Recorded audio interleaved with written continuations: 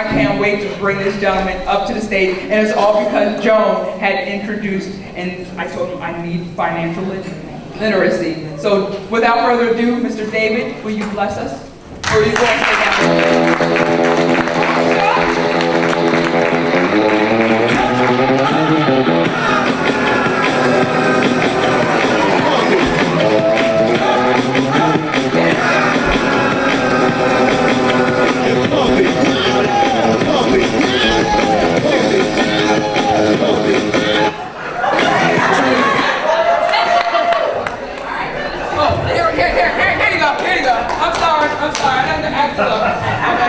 I'm sorry. All right, of course, I moved my notes and I can't find them right this minute here. Once again, I want to say thank you to Jennifer and to Joan for allowing me to be here this afternoon. I am so grateful and honored. And of course, did you see some papers? Did you pick them up? I don't know. Oh, I stole them. I have notes. I want to follow along the notes. I know I only have 20 minutes, so I want to say thank you, introduce myself to you, and tell you a little bit about who I am, what I do, and hopefully give you some information that you could use. My presentation is called Let's Talk Money, but let me give you a little background about who I am and how I got here. As Jennifer said, born and raised, grew up in New York City, been married going on 35 years, something like that, 34 years, 32 years, something like that, 1985. Somebody do the math for me, all right? And who has the clicker? Do you have the clicker there?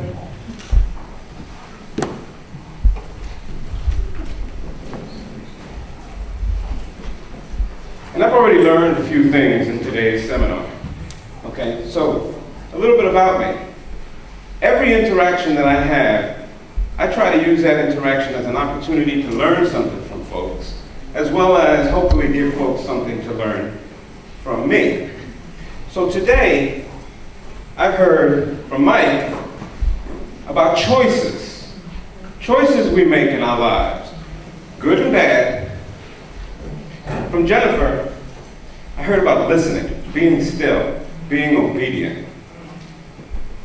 From Alisa and Crystal, heard about teamwork. You heard in my introduction, my wife is my business partner. Sometimes that's good, sometimes that's not so good. And I also heard about, once again, teamwork. This is my daughter, Sierra. She is part of my business, a big part of my business, and she handles our banking. It's appropriate that she's here today because we're talking about money. She is my bank specialist in the office. First of all, folks, before you leave, please come and pick up a bag here. These bags, I don't want to take them back home. They're free. In the bags are notepads, pens, and some snacks. Maybe hold you over or after the lunch break. So come and take a bag for you. My business card is in there. How many of you have State Farm right now? Okay, I'm not presenting to you folks, all right? This is for everyone else. All right, so let me keep going. So how did I get here? Choices, listening, being obedient, teamwork. I didn't grow up like this. My father was a blue-collar factory manager. My mother was a stay-at-home mom until I went to high school, and she was a factory cutter. Cutters are those ladies that cut the material to make sweaters. But the one thing they made crystal clear, my father told me, when I die, I have nothing to leave you, except your education.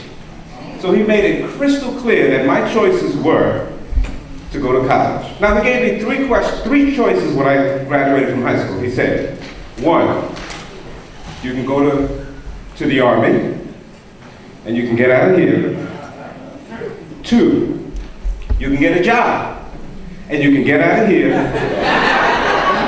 Or three, you can go to college, and I'll buy you a car. So which one did I choose? I already knew I was going to college. That was an easy choice. I did get the car. It lasted 6 months. but it was good. All right? So my which one is it, Jonah? The down? All right, please help. Sierra is also my technical advisor in the office. This one here. I call her my tech support. Okay, so here's my contact information. There's my name and address, my email, my phone number. Disclaimer, State Farm agents are not licensed financial advisors. Okay? You consult a professional tax advisor or financial planner for advice on investment. I am a Series 6 registered representative. That means I can sell mutual funds and tax qualified annuities and retirement accounts. But that's not what I'm here to talk about today. Okay? Make it possible. I have 5 points. I'm going to skip over the goals because I know someone's coming behind me that's going to talk about goals. And it's so appropriate that we're here today because as I'm listening to the presenters before me, I said, this is just really meant to be. Meant to be that I'll be here listening to these presenters because I'm learning something, okay? Let's talk about credit. How many of you have ordered your credit report in the last 3 years? Oh, we have a good group here, a knowledgeable group here. Okay. So, why is credit important? Because it means everything. Credit is important, means everything. So if you have credit, it doesn't matter if you have money, you can get what you want. Okay? So, it's hard to see up here, but we have the range of credit scores. 750 and above is an excellent credit score. And 550 and below, not so good. Okay? It's important because the credit bureaus are going to make a determination on your credit worthiness on what they see as your credit score. So the first recommendation, and I'll have the listing up here for you, the first recommendation I have for you today, if you have not ordered your credit report in the last 3 years, you need to make contact with the credit bureaus and review and see what's on your credit report. You don't want to find out what's on your credit report when you go and try to buy that new car. Okay? Or when you try to buy that house. What's the difference between those two scores, those ranges? Excellent and good. You have an excellent credit report. You hear these advertisements for cars at 0.0% for highly qualified lenders or borrowers. That's that group up there. Good credit score, 7 to 799 to 749. Here's an example. A good credit score, you may be able to go to that same dealership, not qualify for the 0.0, but you may qualify for the 1.9% interest rate. And that's pretty good, a 1.9% interest rate. But there's the difference between those credit lines. At 1.9% over a 5-year period with a $20,000 loan, the interest is going to be about $1,000. That's $1,000 you are paying back to someone else that you are not paying to yourself over a period of time. Now, $1,000 may not sound like a lot, but let's drop down to fair or poor. When your credit rating goes up, your finance rate goes up to 4.9 or 8.9. And Sierra is my bank specialist in the office. We do car loans in our office in State Farm. Okay? How many of you knew State Farm had a bank? One person. State Farm has a bank. Okay? We do car financing, we do mortgages, we do CDs, credit cards, checking accounts, savings accounts. A little bit about me again. You see me up here like this. I go to the office sometimes in a golf shirt, sometimes in a t-shirt, sometimes in a suit. My office is in Glen Burnie, Maryland, blue-collar, working-class community, and I'm what they call the everyman agent. You come into my office, I don't care if you have $12 or you get $12,000. You're getting the same level of service. You walk in my office, it's a family. I have 4 team members there sitting in a bullpen. You know I'm a family because Sierra's here. Okay? So I'm the everyman agent. I want everyone to get something. Far too long, far too many of us, folks that are just not aware or haven't been handed down the information over the years, far too many of us are finding out about where they are and what they can afford too late. Here are the credit bureaus: Experian, TransUnion, and Equifax. You call them, they will send you a free credit report once a year. When you get that credit report, you look and you question everything on that credit report. Even if it says good, you just want it on there, or you want it off of there. Certain items on your credit report are supposed to stay there for 7 years. I'm not a credit restoration person. I know someone else who does that. I'll tell you what I did with mine. I get my credit report, I question. You have to send, on the back of the credit report, you fill out your dispute. What are you disputing on your credit report? By law, that lender or that bank has to reply back to the credit union within 30 days. So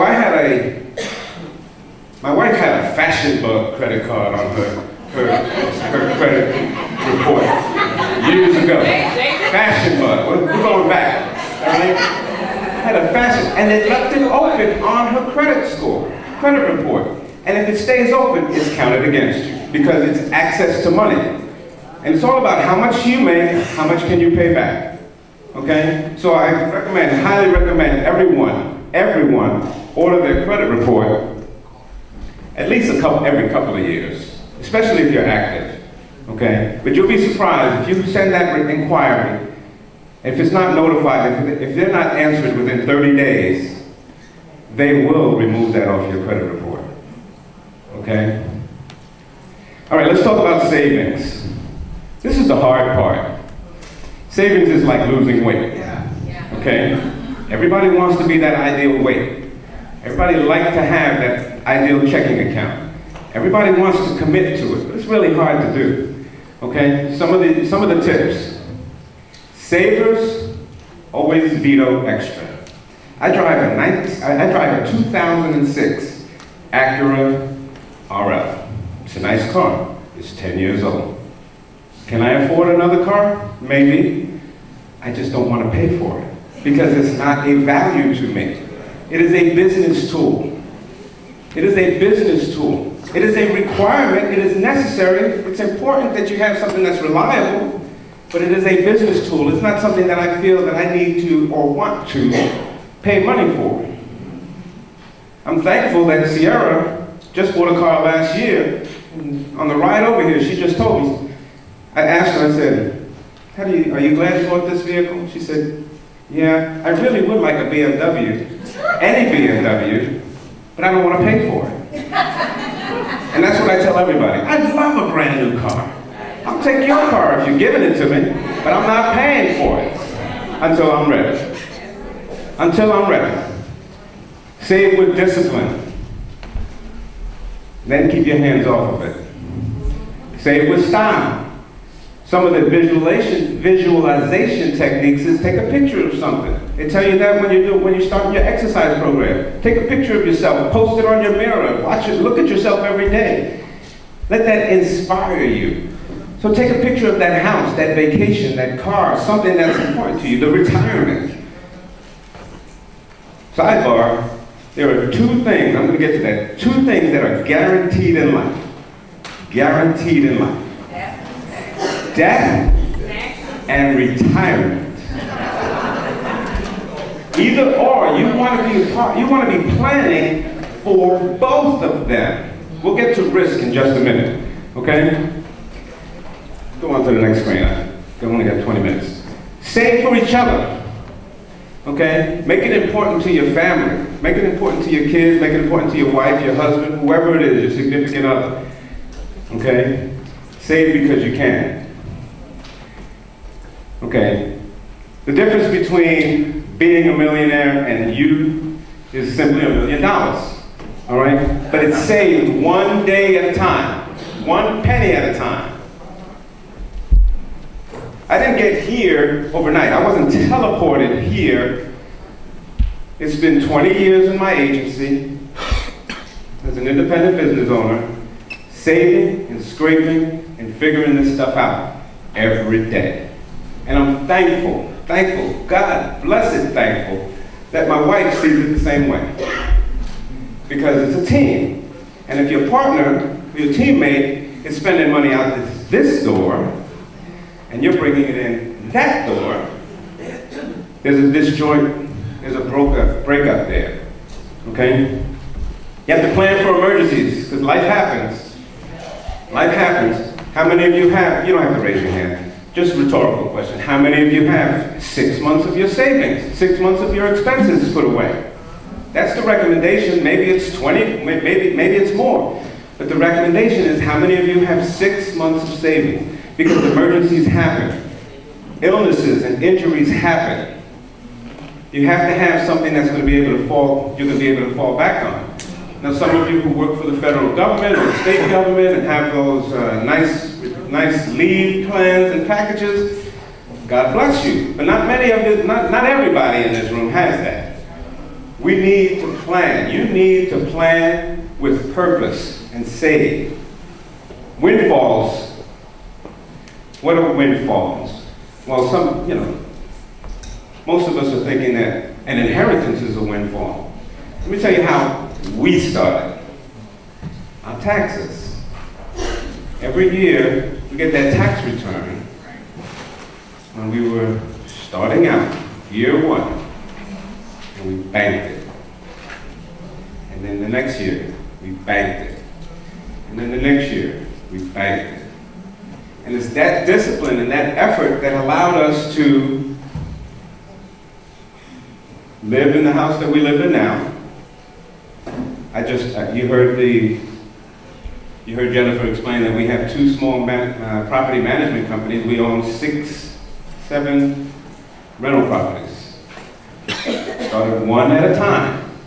Made mistakes, made money, lost money. Business is about risk. Life is all about risk. We're going to talk about risk in just a few minutes. Budgeting.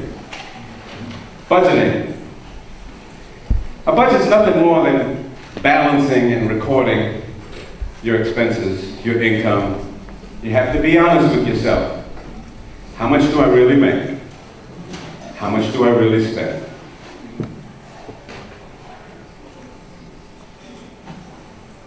There's a saying in here that says, a broken budget is a budget that never should have been started. If you started a budget and you say, oh, I'm going to save $500 a month, or this number, or that month, or whatever the number is, and you can't stick to it, you weren't real. You weren't real with yourself. You need to be realistic. You have to take serious steps on how to figure that out. Okay? There are different types of spending. I know, bear with me, I tell this to my clients all the time. I don't know how much you know or how much you don't know. I speak to everyone mostly about life insurance and finances on the basic level because I don't want to assume anything. There's 2 types of spending. There's essential and discretionary. You have to be disciplined on that discretionary. You have to keep track of your money. Debit cards are wonderful, but I don't have one on my personal checking account. Because I don't want to have access to that money and feel that I can just go and swipe. And it doesn't hurt when you swipe.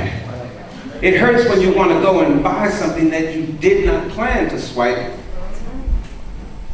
So I don't have a debit card on my personal checking account. I do have a debit card on a small play money account. Okay? So that if I go and swipe it down to 0, I'm not hurting anybody but myself. But I'm not breaking my budget. I'm not changing my plan. Most importantly, I'm not changing my wife's plan for that money. Okay? Because I've done that a few times. Okay? Categorize your spending. Commit to shaving at least $2 a day from your overall spending. just $2 every day, $14 a week, comes out to $56 a month. $56 a month at X% rate of return, rate of investment, is going to mean something. I have folks that come to my office and they open $50 a month mutual fund accounts. $50 a month. Start with $250 and just commit $50 a month. And here's what I tell them. I don't know how much money you're going to have, but I know this. I guarantee you this. It's going to be more than if you did not start this today. It's going to be more than if you did not start this today. I don't know what the stock market's going to do. Dow Jones, NASDAQ, S&P 500, Nikkei index, all those. I don't care what they're going to do. I have time, and I have the discipline. And I'm not saying that I got it all figured out, folks. I'm working this thing out every day. My wife and I talk about this stuff every day. And because I deal with money in the office, it's easy for me to focus on it every day. I have to make payroll twice a month. Understand how I have a family of, I have 3 children, Sierra, David Jr., and Jada. And then I have plus 1, I have Tasha, my oldest. She's my niece, but I raised her. So I have those 4 people that I am accountable to. And then I have 3 other families in my office, and that's how I see it. 3 other families in my office. And I'm trying to teach them this. And I have to be disciplined enough to be able to make sure that I'm able to take care of those other families. Because in business, I hope to create jobs. Now that's a political statement. If it's a political statement for some of you, please, it's not intended to be that, okay? I hope to create jobs. I have 4, I started with 2, I have 4 now. We may have to grow to 5, and that'll be a good thing. That'll be a good thing. Insurance and risk. Risk is nothing more than the transfer to somebody else. Risk is nothing more than transferring to somebody else. I want you to consider this. If you are working and you do not have health insurance, or you don't have a disability insurance policy, or you don't have a life insurance policy, you are taking 100% of the risk in your hands. It's not smart money management. If you can afford it, if you can avoid it, you need to consider transferring those risks to another company, another party. That's what insurance is all about. If you drive your car, you pay $500 every 6 months for your car insurance. If you have an accident, your car insurance company is ready to pay $20,000 for your car. You've transferred all that risk of repair onto the insurance company. So you heard me say before, there are 2 certainties in life: death and retirement. Once again, how much life insurance do you have? Rhetorical. Well, no, I have 3 questions. First of all, do you have life insurance? Do you know if it's enough? Okay? And I just went blank on the 3rd. Let me back up. You heard Jennifer say I'm a philanthropist and community activist. What does that mean? I serve on several community boards in Howard County. One is a community board and another one is a mentoring program. And we have young men in the mentoring program from 3rd grade to 12th grade. And I go and I speak to them. And I tell them the keys to success. There's 3 keys to success. This is life according to David. 1, work hard every day. talking to at-risk African-American young men in Howard County. Work hard every day. 2, be honest. Honest in your dealings with people, honest in your dealings with yourself. And 3, care about more than something other than you. Okay? You take care of those, you do those 3 things, and be purposeful. That was another word that we heard today. Be purposeful. After I turned 50, I started having these purposeful reflections on what do I want to do with my life, and how do I want to take care of myself and my family and so forth. Be purposeful. Okay. To protect. That's what insurance and risk is. It's there to protect you, protect your family. You don't want to leave that risk, those burdens, unnecessary burdens, on your family. It's to earn income. I have a life insurance product called the Universal Life. This is not a sales pitch, but it's just an example. I have a life insurance product called the Universal Life Insurance product. In that Universal Life Insurance product, there's a savings portion of that Universal Life policy. That life policy is earning 3.5%. Anybody getting that on anything else? 3.5% outside the stock market? No. Okay? Goals, I'll let the next presenter talk about goals because I know that's coming up and they're way more qualified than I am. I'm an insurance geek, okay? I'm here to serve. I love what I do. I love talking to people. Please come over and visit. Time is your friend. Because as I said to you before, I don't know how much money you're going to have. But I know if you start, you'll have more than when you start. Okay? Time is your friend. The rule is, if you have 10 years, you can go in the stock market. If you have less than 10 years, don't mess with it. Check with your taxes and legal professionals, blah, blah, blah. All right.